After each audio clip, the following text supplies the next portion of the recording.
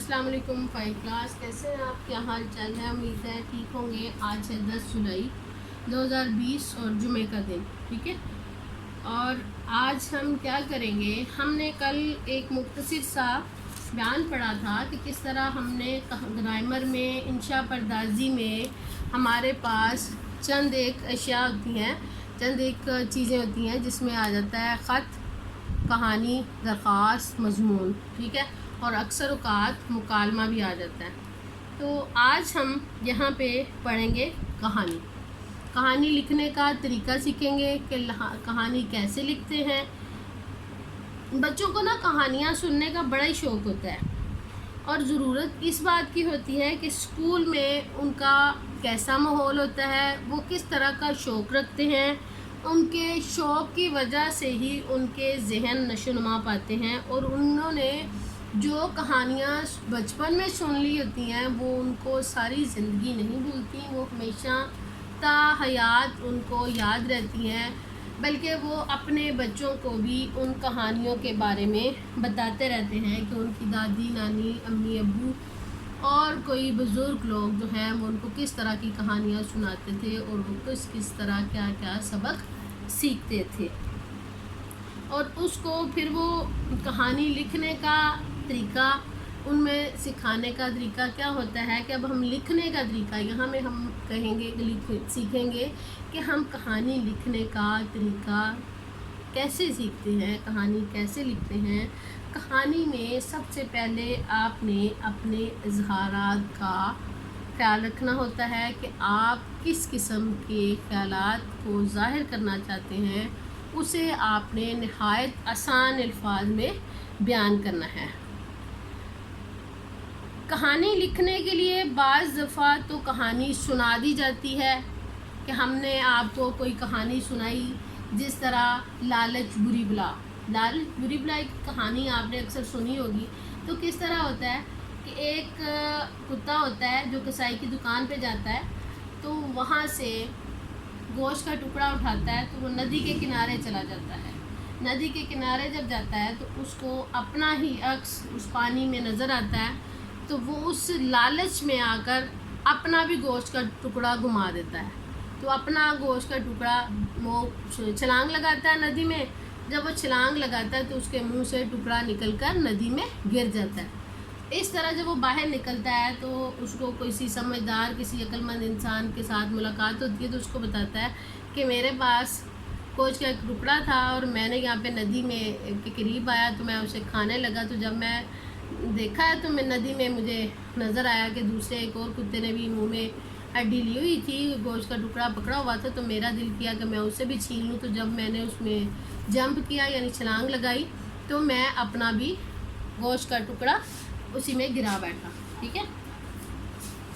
اور بعض اوقات ہمیں کہانی جو ہے اس کا خاکہ دیا جاتا ہے۔ خاکہ ہمیں اس طرح دے دیا جاتا ہے کہ ایک کوا پیاسا تھا، اس کے آگے ڈور لگا کے خالی جگہ چھوڑ دی جاتی ہے، مگر وہ دور کہیں اس کو کچھ نظر نہیں آتا، وہ اڑ رہا ہوتا ہے۔ پھر ایک ڈیش لگا دیا جاتا ہے، وہاں اس نے پانی دیکھا، ایک گڑھا دیکھا، پھر ڈیش لگا دیا جاتا ہے، پھر ایک چونچ، اس کی چونچ اس تک نہ پہنچ سکی، پھر ڈیش لگا دیتے ہیں، پھر آخر اسے کیا ترکیب سوچی، پھر اس کا ڈیش لگا دیتے ہیں۔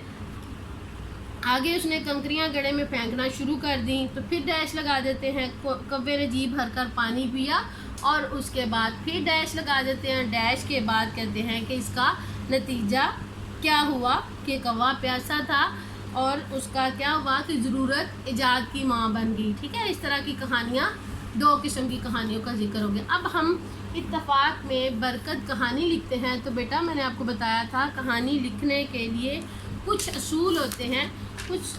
پہلی بات تو یہ ہوتی ہے کہ کہانی ہمیشہ آپ نے ماضی میں لکھنی ہے، پاسٹ میں، یعنی انگلش میں پاسٹ اور اردو میں ماضی۔ ہمارے پاس 3 قسم کے زمانے ہوتے ہیں، فعل حال، فعل ماضی اور فعل مستقبل۔ حال وہ ہوتا ہے جس میں ہم موجودہ بات کرتے ہیں، ماضی وہ ہوتا ہے جو گزری ہوئی بات ہوتی ہے، مستقبل وہ ہوتا ہے جو آنے والا وقت ہوتا ہے۔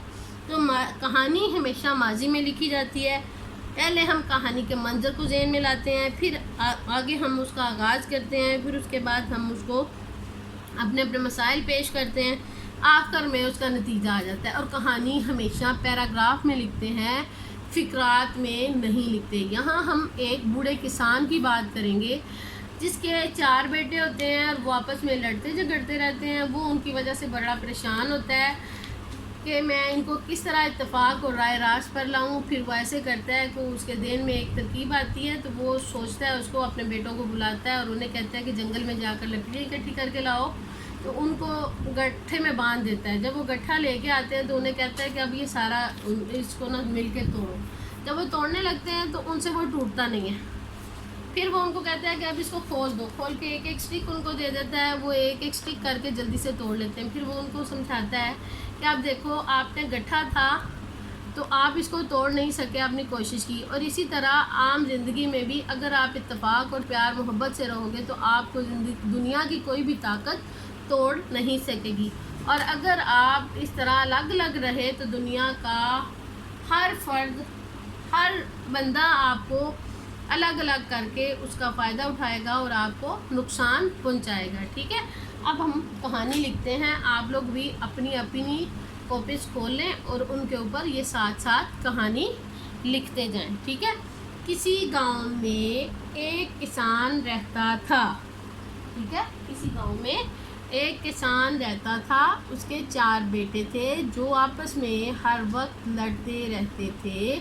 بیچارہ باپ اپنے بیٹوں کی نااتفاقی سے بہت پریشان تھا. ایک دفعہ کسان بیمار پڑ گیا اور اس کی یہ آخری خواہش تھی کہ میری موت کے بعد میرے بیٹے آپس میں محبت اور اتفاق سے رہیں. آخر سوچتے سوچتے اس کے ذہن میں ایک ترکیب آئی. اس نے 4 بیٹوں کو اپنے پاس بلایا اور لکڑیوں کا ایک گٹھا لانے کو کہا. وہ لکڑیوں کا گٹھا لے آئے. باپ نے یہ گٹھا انہیں دیتے ہوئے کہا کہ اگر اسے توڑ کر لاؤ گے تو 4 بیٹوں نے باری باری گٹھا توڑنے کی کوشش کی مگر وہ اس کو توڑ نہ سکے. کسان نے پھر کیا کیا؟ کسان نے کہا کہ اب ان کو کھول دیں اور الگ الگ کر کے رکھ دیں. الگ الگ کرنے سے اس کا کیا ہوا؟ پھر انہوں نے آسانی سے اس کو توڑ لیا. جب الگ الگ کر دی تو ساری لکڑیاں آسانی سے ٹوٹ گئیں. یہ دیکھ کر باپ نے کہا کہ اب اس گٹھے کو کھول دو اور ہر لکڑی کو الگ الگ کر کے توڑ دو. یہ کام انہوں نے آسانی سے کر دیا. اس پر باپ نے ان سے مخاطب ہو کر کہا، دیکھو، اس لکڑیوں کی طرح اگر تم اکٹھے رہو گے تو تمہیں کوئی بھی نہیں توڑ سکتا، لیکن اگر الگ الگ رہو گے تو دنیا کی ہر طاقت تمہیں آسانی سے توڑ سکتی ہے. بیٹوں نے باپ کی اس نصیحت کو غور سے سنا اور عہد کیا کہ آئندہ وہ 4 اتفاق اور محبت سے رہیں گے.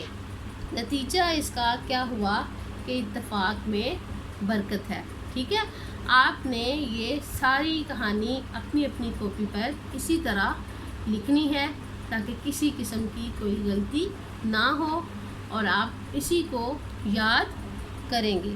ٹھیک ہے، اللہ حافظ. اپنا بہت خیال رکھیے گا. اور اب ہمارا یہ سبق پورا ہو گیا ہے. پیر کو آج کی ڈائری کیا جانی ہے؟ آپ کی ڈائری کیا جانی ہے کہ پیر کو آپ کے سبق احمد کون ہے کا ٹیسٹ ہوگا. ٹھیک ہے، آپ کی ڈائری کیا ہے؟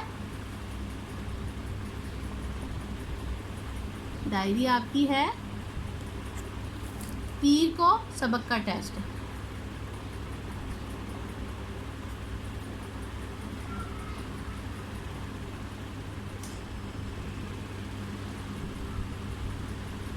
ٹھیک ہے، اللہ حافظ.